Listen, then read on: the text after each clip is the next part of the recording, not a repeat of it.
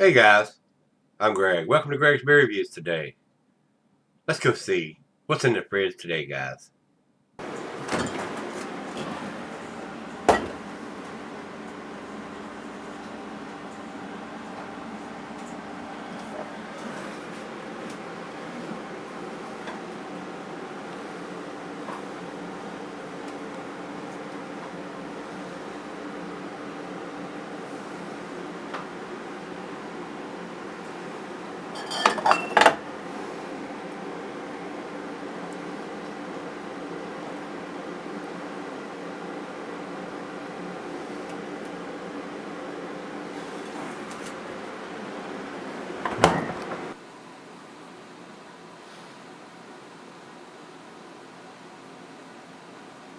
Hey guys, thanks for stopping by Gregsbeerreviews today. Today's beer comes from Great Lakes Brewing. These guys are up in Ohio. This is their bourbon barrel. It says here, barrel aged blackout stout. Doesn't say bourbon. A handcrafted and filled stout aged in a bourbon barrel. Yes, it does. Cleveland, Ohio. And they say right here on the corner of the label it was bottled in 2014. And then at the top of the label it says 2516 series. So 9.5% alcohol by volume. Guys, I did the regular version of this a couple years ago. Rico sent this to me, and the note he sent here with this says 2014 Great Lakes Barrel Aged Blackout Stout, 9.5% and 85 IBUs.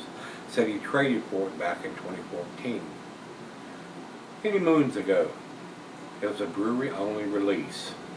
He said he thinks the 4-packs run around 30 bucks. Wow, wow, wow, wow.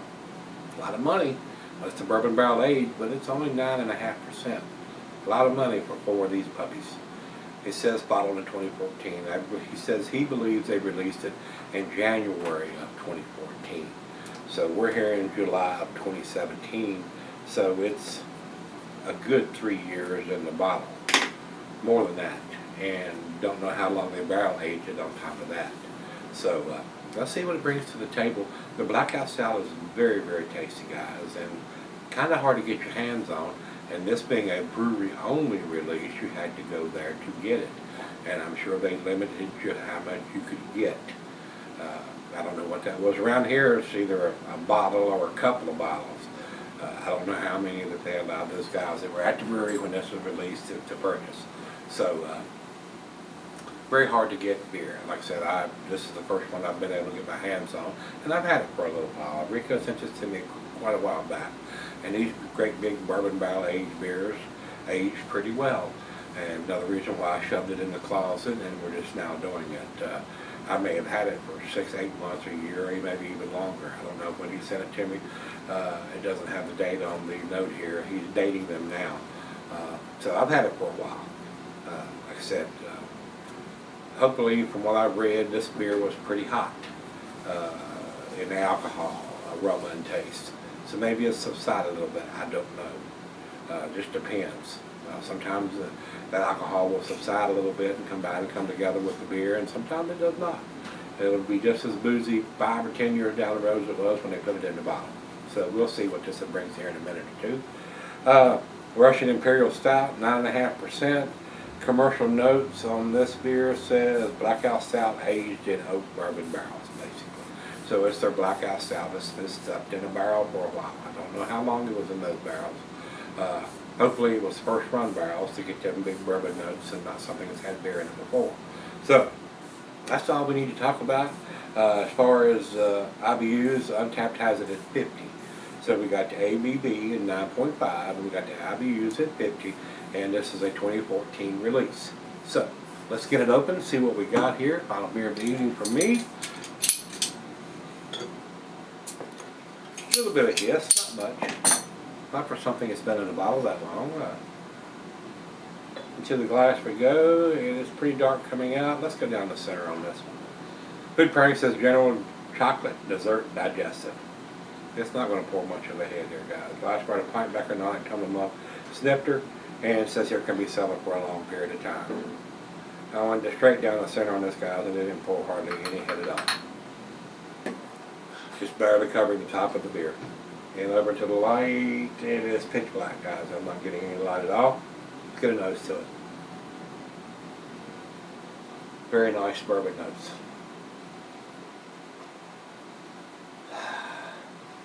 Heavy roasted malt to the burnt characteristics almost, or some black patent malt in there. Does have a nice sweetness to the back end. Smells pretty good, it really does. The bourbon is not overpowering or anything, but that may be a little different from the taste. On the nose, it smells pretty good. Hint of some brown sugar and maybe some molasses. Probably some dark fruit in there after it warms up. It's right out of the fridge, and we're going to let it warm up. I always do, guys.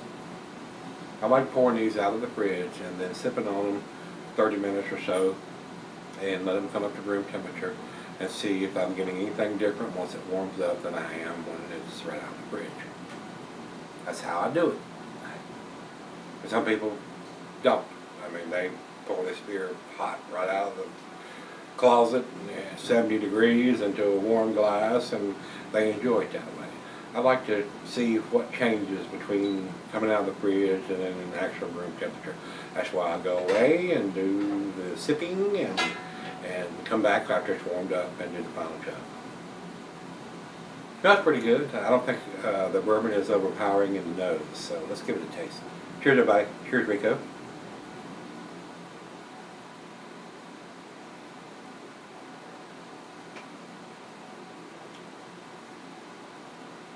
I don't think the bourbon is overpowering whatsoever. If you're not used to drinking this style of beer, or this big of a beer, it may feel a little overwhelming. Now I am getting a little bit of heat on the back end. It's not burning my throat or anything like that. You can tell you're drinking a 9.5% that's been put in a bourbon barrel. And if you're not used to that, it may overpower your palate.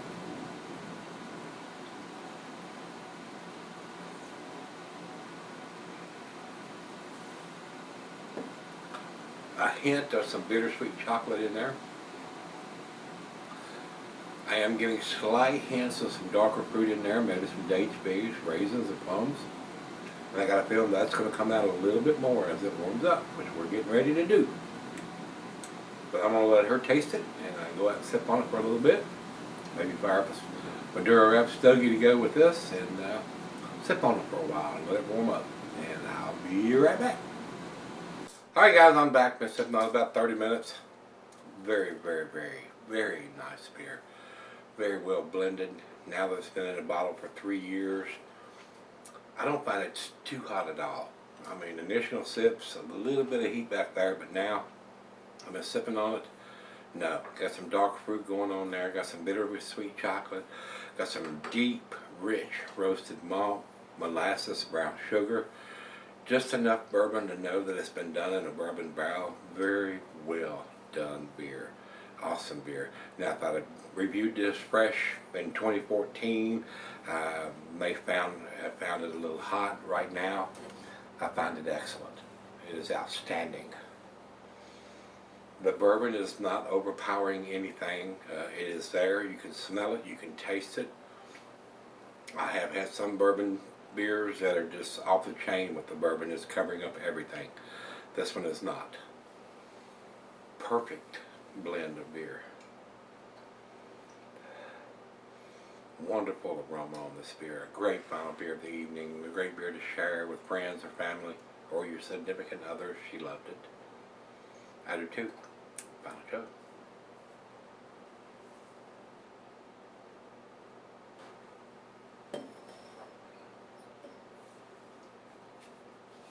That is damn tasty, guys.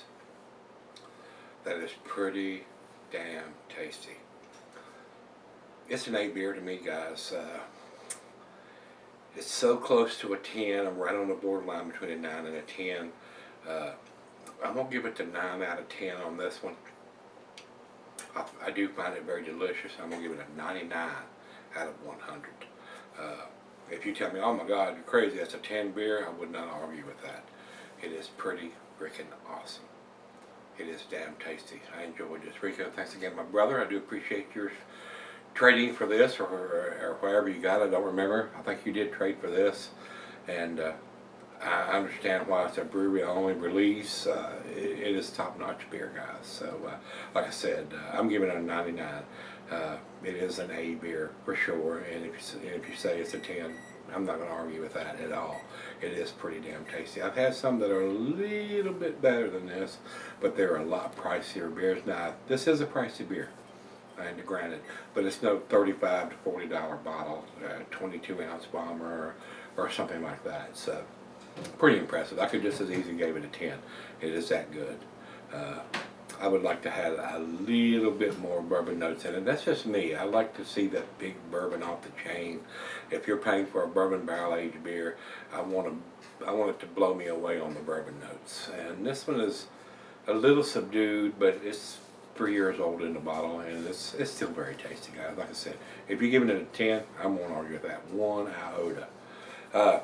99 for me. Let's go over to Beer Advocate. Beer Advocate says 96 world class. It is a world class beer, guys. Absolutely world class. And final check-in, Untapped has it at 4.3. Pretty good numbers from those guys too. That is also in their A category, not their A plus. Not the best numbers I've seen from those guys, but it is an A beer, and that's where I'm putting it. I'm putting it so close to the 10 category. It's damn close. It is damn close. I don't think it's the best bourbon barrel aged stout I've ever had, but it's pretty close. So if you've had this one from Great Lakes Brewing, this is their barrel aged Blackout Stout. Let me know what you think, guys. And until we meet again, let's go see what's in the fridge.